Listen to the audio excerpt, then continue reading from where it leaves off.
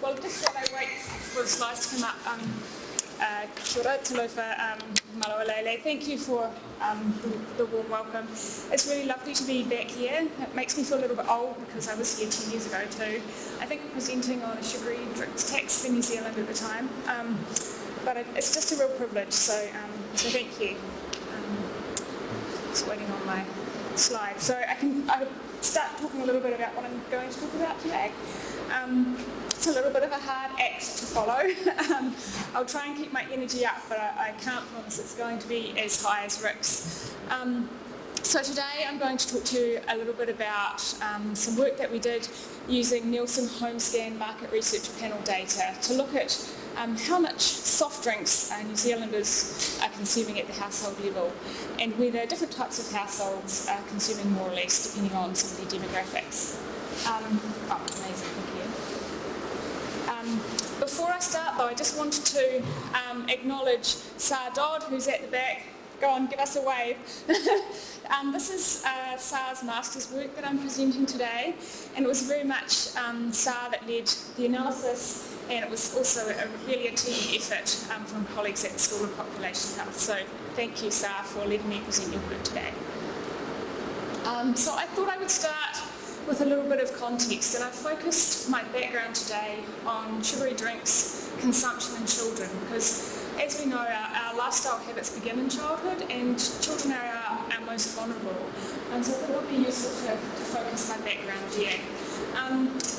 This new systematic review was published in the BMJ this year, looking at global intakes of sugary drinks, and they included 185 countries, children aged 3 to 19 years. And if you look along the bottom, you can see the age here, and on the left it's how many servings children are consuming per week. And each serving was considered to be about a cup. And as you can see, as we age, even preschoolers were consuming on average about 2 cups a week, and as we age, we get up to the older adolescents consuming up to about 5 cups a week. And what they found was that higher intakes were found in countries with a higher socio-demographic development in the earlier years, but as we got into 2018, that actually disappeared. So there might be some sort of hope there, but we'll see how that fits with the New Zealand data a little bit later on. So this slide shows the trend or the difference between 2018 and 2005 in some of our high-income countries. Across this 13-year time frame, I think the key message from this slide is that most high-income countries, children are consuming more sugary drinks than they were. And if you look at, for example, Uganda, 4 additional servings of soft drinks over that 13-year period for children in that country. We do see a couple of countries consuming less over that 13-year period, but those changes are very significantly small compared to the increases that we're seeing in most countries. Across all countries, there was around 3 serving increase in soft drinks over that time period, or a 23% increase. So that sets the global scene, I guess, and what I'm going to present to you now a little bit is our situation here in Aotearoa, New Zealand. So these data are from our most recent health survey, and on the left-hand side, I've just shown you the graph for age group. So similar to the global data, you can see that as children get older, they consume more sugary drinks. And while the unit has changed, so we're not talking about servings now, we're talking about the percentage of children consuming sugary drinks 3 or more times per week, we can still see that trend there. And this is by year. So over a 4-year period from, say, 2019 to 2023, we saw a 3% increase in the number of children who were consuming 3 or more servings of sugary drinks per week. And unfortunately, we also see disparities, with some of our most underserved populations having higher odds of consuming 3 or more servings of sugary drinks per week. So this kind of sets the scene, and as we know, many countries around the world are starting to do something about this. And I think we have a talk coming up soon about a sugary drinks tax. So there are now more than 50 countries globally who have sugary drinks taxes. There's some really good evidence from several countries, I've just listed a few there, that these sugary drink taxes actually can reduce sugar intake, and that also some evidence from the UK suggests that it can also help companies to reformulate and take some of the sugar out of those drinks as well. And I haven't put it up there, but there's also some more recent evidence from the UK showing that body weight is starting to drop in some of their children over there, which is wonderful. You may or may not be familiar with warning labels, which are also present on some of our packaged foods and our soft drinks as well. Brazil is kind of the country that's really leading in this space, putting warning labels on products that are high in sugar and some other nutrients as well. And in Chile, these warning labels have actually been shown to reduce people's consumption of sugar. Also in the UK, I think it's the only country that I'm aware of anyway, they have some national sugar reduction targets that companies are working towards in a voluntary space. We don't have really good evidence that these are working very well yet, and probably a big part of that is that the reason is because they're voluntary. So here in New Zealand though, we have something slightly different going on. In New Zealand we don't have any government leadership around sugar reduction. We don't really have any mandatory policies or any really widespread interventions in our schools around sugar. We do have a lot of really good work going on in many communities, but we don't have a lot of leadership. We have our health star rating front of pack nutrition label that many of you will be familiar with, which has sugar included in the algorithm or the calculation. We also have the Ministry for Primary Industries have committed to looking at sugar in drinks, so we're hoping something will happen in that space. And you may or may not be aware, but Woolworths, they were a countdown, have also reduced the sugar content of their private label drinks. We call that kind of reformulation by stealth, so they haven't actually told anybody that they're doing it, except for all of you now in the know. But we do have some good work going on kind of under the radar. But that said, we all do have a social message about sugar, I think, is starting to filter out, and the work that Jiang is doing is really helping with that. So what we were interested to see within this context of not really having a lot going on in terms of leadership, what was the sugary drink consumption looking like in our children? So we used New Zealand household consumer panel data to look at this question, and we were really interested in three things. How many sugary drinks were households consuming? What proportion were they consuming of sugary drinks compared with other drinks like water and milk, for example, or artificially sweetened drinks? Were there any differences by household demographics, and what have been the differences over time from 2015 to 2019? So we use, as I mentioned, these market research panel data. Included in the panel was around 2,500 households who scan all of the items that they bring into their home. The panel is demographically representative of New Zealand, but unfortunately it doesn't have ethnicity data, and it's not weighted by ethnicity, which we'll talk about in a moment. So they scan all the products that come into their home, and we estimate that's around 60% of all those products that are coming in. So just remember, as I present the results, this doesn't include sugary drinks that might have been purchased when we go out for a meal or at a restaurant, for example. So we had 5 years of continuous data that we used for this analysis. This is what the households in the panel look like. You can see they're broken up by how many adults and how many children in the household. And around 50% of households in that panel unfortunately don't have children. And we're not able to weight the data either because the home scan weights won't go into the details of it, but they're not suitable for us to use at an individual household level. But we do have plenty of households with children there. And across the household income brackets we have a really nice range.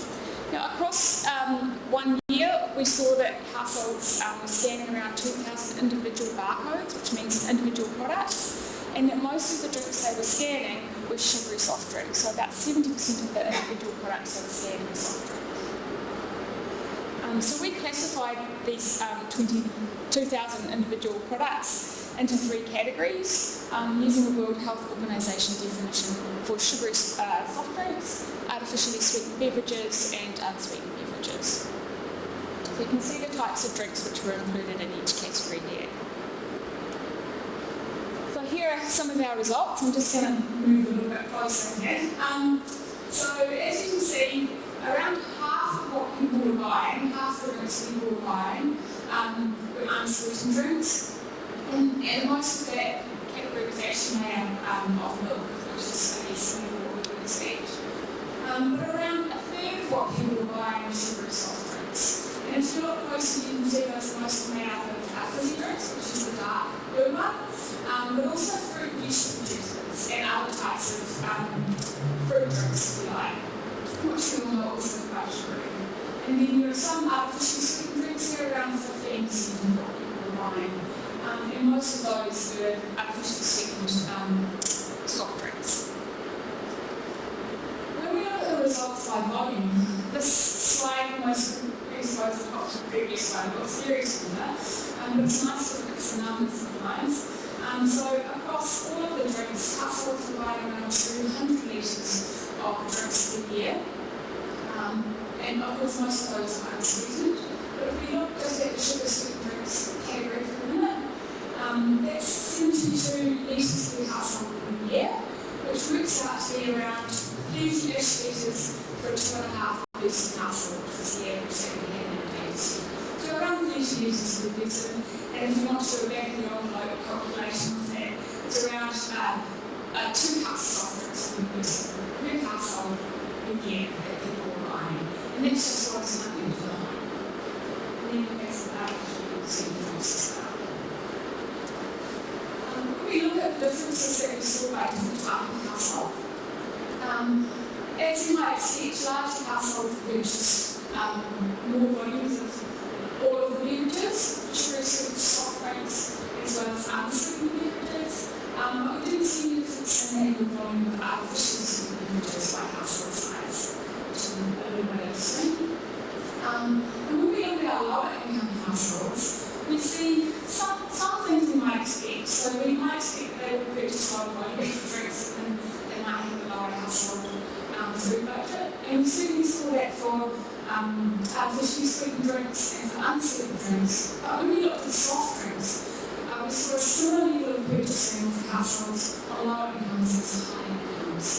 And whilst we weren't able to kind of complete a complex statistical analysis to adjust all the factors that was behind that, this does suggest that there are some disparities there. And this is a slide showing our results over time. So if you look at the bottom, you can see the categories of drinks, and at the top, number of litres that were purchased. And it's quite hard to see trends just by looking at those. So I'll give you a hand if you can focus on just a little too on just a minute. What we found was that in terms of sugar-sweetened drinks, we actually saw almost a 6 litre drop over that time period for the amount of sugary drinks that were purchased in the household. And we saw a corresponding increase of about 5 litres in purchases of artificially sweetened drinks. So although there's not a lot going on in the New Zealand context in terms of leadership in the sugary drink space, we do see a little bit of a reduction. But I don't think we should get too excited yet. So when I go through my summary, I'll tell you why. So what we found, of course, is that most of the beverages households are buying were unsweetened. Larger households purchase more sugary beverages, and lower income households purchase less, but not less sugary drinks. And the reduction that I just showed you on the previous slide, whilst it looks good, if you actually break it down, it's really too small to make any difference to their health. So it's about 11 grams of sugar per household per week, or about 2 3/4 teaspoons per household per week. And of course, there's on average 2.5 people in that household as well. So it's a really, really small drop. It's great to see, but it's probably not going to make a huge difference to their health need. So I think we're probably speaking to the converted here, but in terms of the implications, we really need, we urgently need lots of interventions and policies in this space So we need some real government leadership here, but also a whole lot of work done within communities needs to be bolstered and boosted as well. And those strategies really need to focus on disparities as well, so that we're lifting everyone lifting everybody to be, I guess, to achieve their best health. So as a scientist, I always like to point out the strengths and weaknesses. I think I'm going to sort them out today already. So we had a really nice large data set. Working with continuous data over that time period, which is a real strength of our analysis. And we were also able to look at it by different household demographics. But unfortunately, it didn't include beverages purchased outside of the home, so we don't really know what's happening in that space. We can't weight it to the New Zealand population, and we didn't have any information on ethnicity, so we weren't really able to do the analysis that we would have liked to have done. Great, so thank you. And if you are interested in the paper, there's a reference for you there. And yeah, just a huge thank you to Sah for letting me present your work today. Thank you.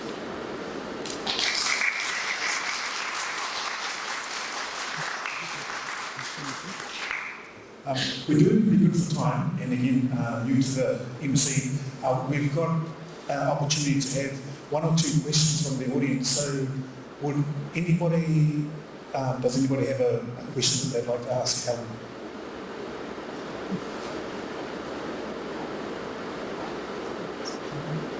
Yes.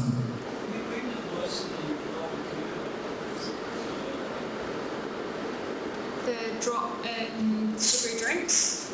Yeah, so most of that drop was seen in sugary sweetened soft drinks. So in the fizzy drinks that we're hoping to be. Oh, so that's a great question. So the analysis that we did, I didn't talk too much about it, but it was an analysis where we assumed a linear change. So we looked at the overall drop between those 5 years rather than looking at drop from one year to the next.